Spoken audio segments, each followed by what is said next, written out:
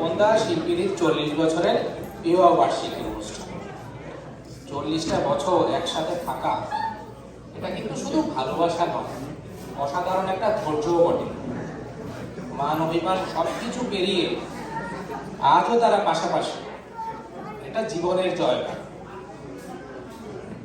40 বছরের সুখে দুঃখে তোমাদের এই যে একসাথে পথ চলা আমাদের জন্য তা একটি বিশাল অনুপ্রেরণা। এই বিশেষ দিনে রইল আমাদের হৃদয় ভরা শুভেচ্ছা তোমাদের জন্য। আগামী দিনগুলো যেন সবসময় ভালোবাসা, শান্তি ও সুস্থতায় ভরে থাকে, এই কামনাই করি। এই যে তাদের বিয়ে, ভালোবাসা, সম্মান, বোঝাপড়া, সাথে এক চিমটি মান অভিমান, বিয়েটা কি আসলেই তাই? না তো কি? শোনো, বিয়ে হচ্ছে দুজন মানুষের একটা রিলেশনশিপ, যার মধ্যে একজন সবসময়ই ঠিক, আর আরেকজন হচ্ছেন হাজবেন্ড।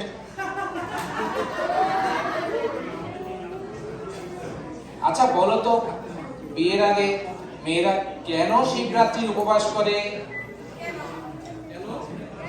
যাতে শিবের মতো বর পায়, তাই তো না? ঠিক আছে, কিন্তু শিবের মতো কেন? তুমিই বলো তো কেন?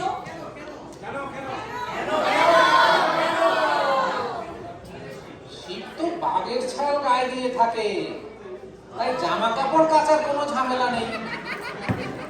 শিব ফলমূল খেয়ে থাকে, রান্না বান্নারও কোনো ঝামেলা নেই।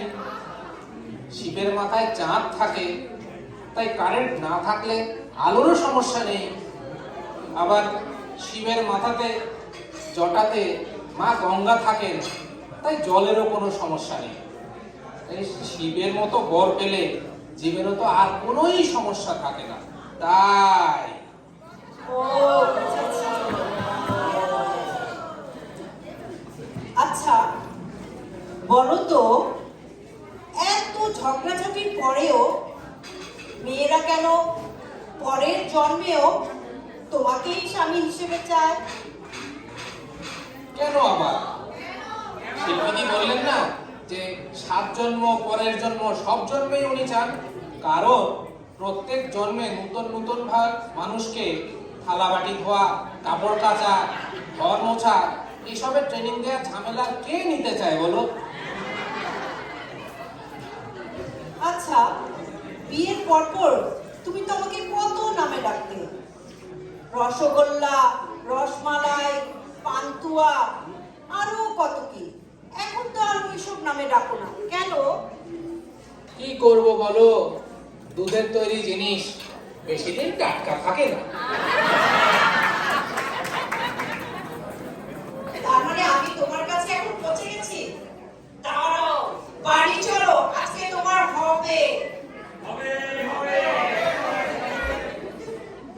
আরে শোনো না, আমাদের পাশের বাসায় যে মেয়েটা কয়েকদিন আগে বিয়ে হলো না, তার যে কি অসাধারণ আত্মত্যাগ।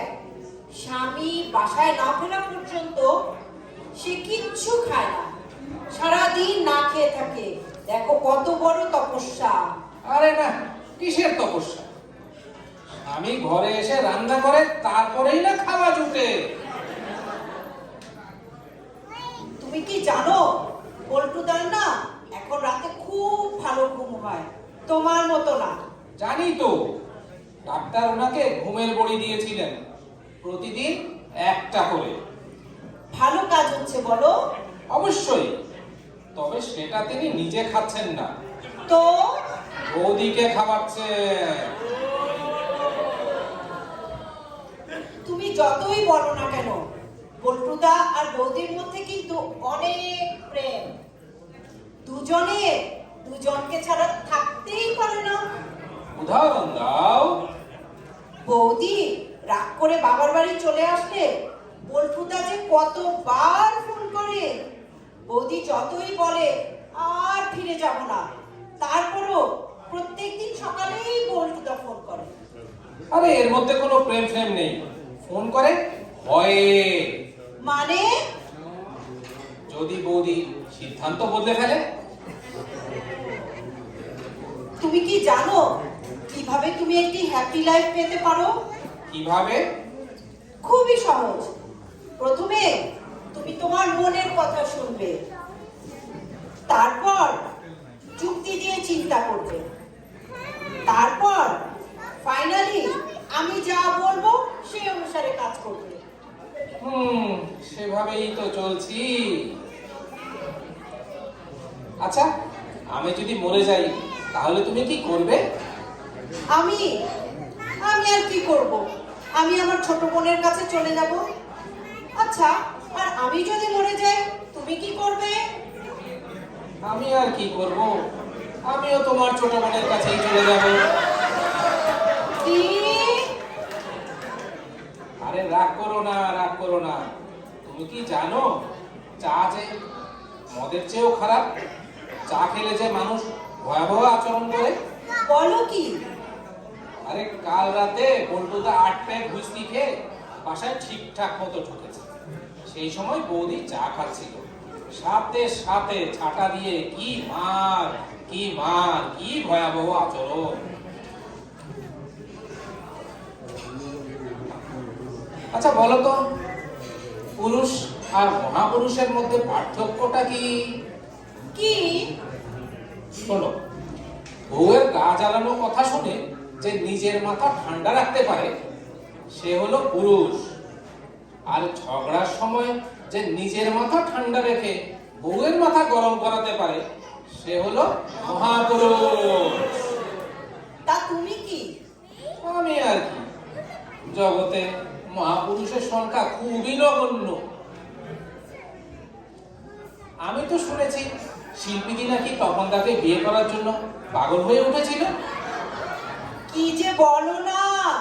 বিয়ের আগে দাদা ভাই কতবার যে দিদিকে প্রপোজ করেছিল। বলো তো কি বলে প্রপোজ করেছিল? কিভাবে আবার? Will you marry me? হলো না, হলো না। Okay. Will you be my partner in life? এটাও হয়নি। তাহলে আচ্ছা, এটা কি হতে পারে কিনা দেখো তো। From today onwards, will you take all my decisions? হয়েছে, হয়েছে, হয়েছে, হয়েছে।